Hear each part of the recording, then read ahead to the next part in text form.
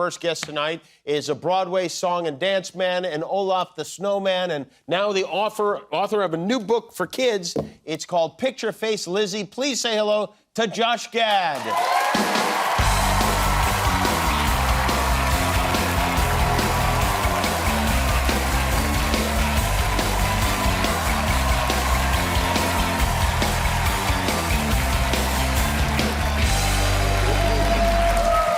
What, Josh, do you not agree with me introducing you as a song and dance man? I don't know that the people who didn't admit me to Carnegie Mellon Musical Theater would agree with that assessment. Can I just say, they would now. I really it is such an honor being here with the worst host ever of the Academy Awards. Thank you. I appreciate that. And, you know, I mean, that's one thing to be the worst host of the Academy Awards. It's another thing, and where I really take pride, is being one of the dumbest human beings on the planet Earth. On the planet. That's a big thing. That's huge. You know, and he knows a lot of people. Yeah, he knows a lot of dumb people. Molly also needs her own. She was incredible. That made Don't me... encourage her. That made me so happy. Incredible. And he's a song and dance man, Molly. He knows. Yeah, before I get to the book, and I am going to get to the book, but I want to talk to you about something that you're doing that I think for me and for a lot of people who are in the world of comedy, if you will. Ozempic? No.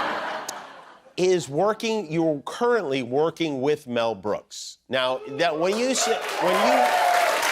are working with Mel Brooks, how much time do you get to spend with Mel? Mel is... You've met Mel. I have. Maybe still at 98, the smartest living comic alive. The funniest person you just ever come across. Ever. And we're working on a small project called Spaceballs 2 right now that I can't talk much about for fear of Amazon's attorneys. But what I can tell you is it's been the thrill of my life. I've been going through the Rolodex of every Mel Brooks movie, and he's very frank. He'll be like, I have to tell you, that joke is not funny. Very honest about it. That's a good Mel, yeah, right? He's very blunt about it. Do you disagree with him sometimes and say it is funny? Well, he's Mel Brooks, right, so you can't. You don't disagree. And then I go home and I say to my wife, man, Mel really made me cry today, babe. But he's a genius. He's a genius. So you're pitching him jokes? I'm pitching him jokes. Years ago, there's this great story where I was doing a show called The Comedians, which you were a guest star. I was on that, yes, you and Billy Crystal. Yeah, me and Billy Crystal. Yeah. And Mel did a guest star as well one day. And so we're early in the trailer, the makeup trailer, and he looks at Billy and I and he goes, Josh, Billy, I think the two of you should come and do the producers for me. And Billy goes, Mel, this is a terrible Billy impression. Mel, all due respect, Josh and I don't want to do the 7th national tour of the producers. And Mel, without missing a beat, goes, well, you're in luck. You wouldn't. You'd be doing the 8th. Guy is a genius. He's the fastest man alive. He's the fastest Your Billy man Crystal sounds a little more like Ray Romano. If you could somehow meld those two. It's because I'm a song and dance man. Wow.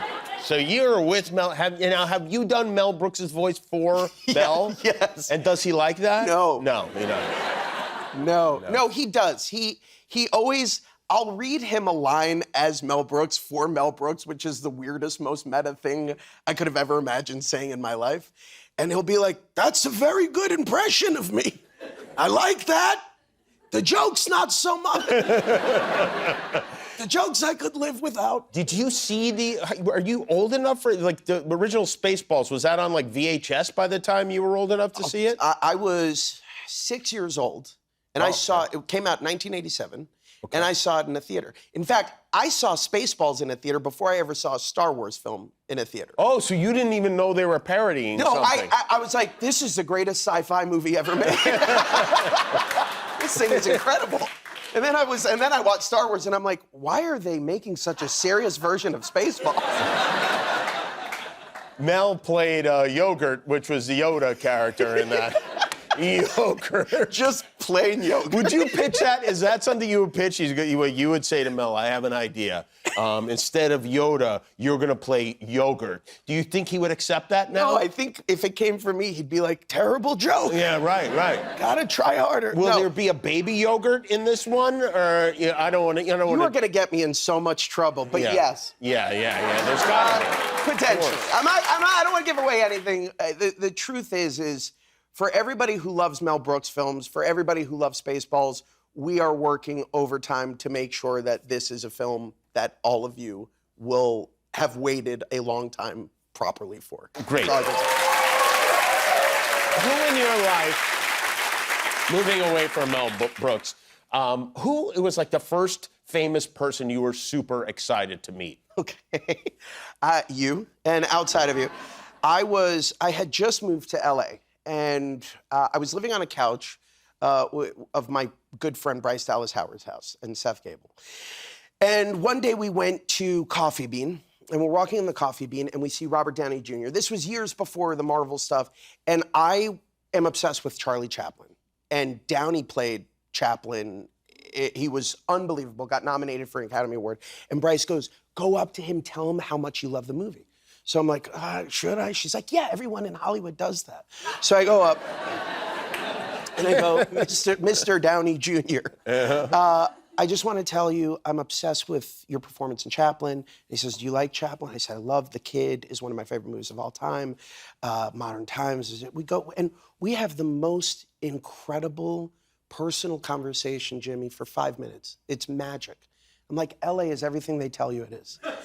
And we get to the end of the line, and Robert Downey Jr. looks at me, and I'm just out of college, and he goes, I forgot my wallet. Do you mind covering my coffee? And I was like, Hollywood is everything they tell you it is. And you did pay for his coffee? I did. I paid for it. Robert Downey Jr.'s coffee. Wow. And you know, you're lucky that didn't happen now, because coffee is $10 now.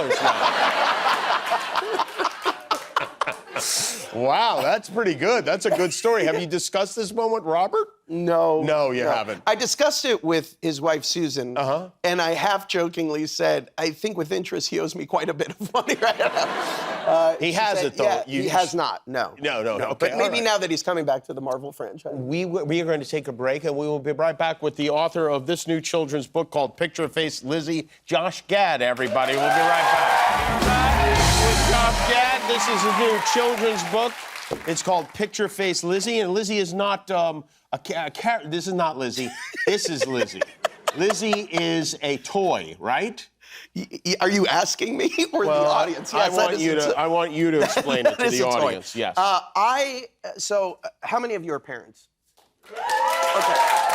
For the audience at home, about 5 people raise their hand. But as a parent, my kids constantly come up to me, Jimmy, and they're like, hey, can we get TikTok? Can we get Snapchat? Can we get the new iPhone? All of our friends have it. Right. And my wife and I struggle because they're young, they're 13 and 10, and we don't want them doing this when they can be doing this and enjoying life around them and using their imaginations. So I've been inspired by people like you who have written kids' books, and I was like, I want to write something that will inspire my kids and inspire parents and kids to have conversations. So PictureFace Lizzy is about this little girl who wants this PictureFace Lizzy, which is like an amalgamation between an American Girl doll, an iPhone, TikTok. And her parents finally give it to her and they say, but please don't lose the power of your imagination if we give this to you.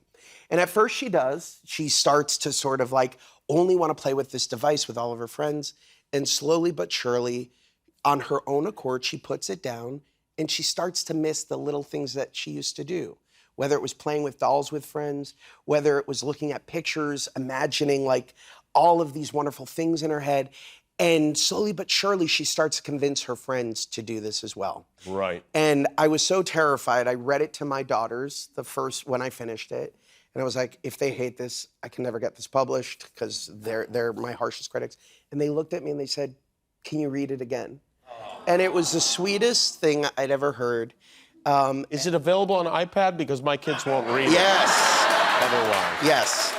And I also want to thank you for this beautiful inscription that you gave to me. I love that they just gave my you. children are going to cherish this. really, what your beautiful words will be meaningful, and this will I did not have even a know place they just gave you on a a. free-signed book. That's amazing. I'm not even sure this is your signature. It might not even be letters, you know? It looks like a K. Are you doing a book tour? This is it, right This now. is it. This is the tour. It's just the Jimmy Kimmel show. It is fun. It is fun to go on a book tour with a children's It's the greatest. I read it. You know who reads the audiobook? Kristen Bell, and she's book. incredible. Oh, nice. And because I wanted an actual girl to read it, and so You were able to find an So I was actual able girl. to find a real life girl, Kristen Bell, and But the other day I went to a bookstore and they were like, "Can you read it?" And I got really nervous. It was the first time I read it out loud to anyone other than my children. And it was so amazing to have these kids be like, oh, Yeah. A, why do you sound like Olaf? And B, that book is great. So it was really cool. That is pretty great. Is George R.R. Martin doing an event for you? So I got literally the most random text ever texted to a human being. The author of Game of Thrones writes me and goes, "I hear you have a children's book coming out. Can I moderate a panel with you about it?" And I was like, "Yes, but per your previous text, you know it's a children's book." So I flew out to New Mexico, and he's the Oh, this happened already? This happened already. It was incredible. Wow. George was wonderful. He asked me all about the book. I asked him what it's like being George R.R. Martin. It was a real back and forth. And it's incredible. And then he said, I know you have another book coming out, like more of a memoir. Will you come back? And I said, yes, you're George R.R. Martin. You're writing an autobiography, yes? I am. What I'm is not it sure how called? much longer I have, so I figure I might as well get it done now before it's too late. Well, now you can write two if you do it early I'll enough. even sign it for your kids. Yeah, that again would be, if you could write something along the lines of what you wrote in this book, it would mean a lot to us, yeah. This is the young boy who wrote this book, me. and your illustrator as well, Marta Kissy. And what in the autobiography is stories about your life and whatnot? There's a lot people don't know about me, and my wife says Weird things? Yeah, really weird stuff. Just gonna drum up sales. Josh alluded to some very kinky things in his upcoming book. No, I'm excited to sort of be an open book, for lack of a better word. I say that writing a memoir is like doing therapy in front of a mirror. But you know, I've kind of been an open book already. I deal with anxiety, I deal with all sorts of stuff. And I wanted to sort of share these stories to give other people an opportunity to feel like, you know, they don't need to be afraid to open up about these things, that you do have allies out there, that there are people just like you who are going through the same kinds of things. And I try to do it with a funny bent, not always successfully, according to Mel Brooks. And it's been a blast. Is Mel going to be in the book? He actually is. He is. He actually better be in the book, for God's sake. Well, this is, for now, we focus on this one. Yes. It's called PictureFace Lizzy. It's by Josh Gad. It is available now at bookstores. Yes? Yes, it's available at many bookstores right now. There you go. Josh Gad, everybody. We'll be right back with Jack Schlossberg.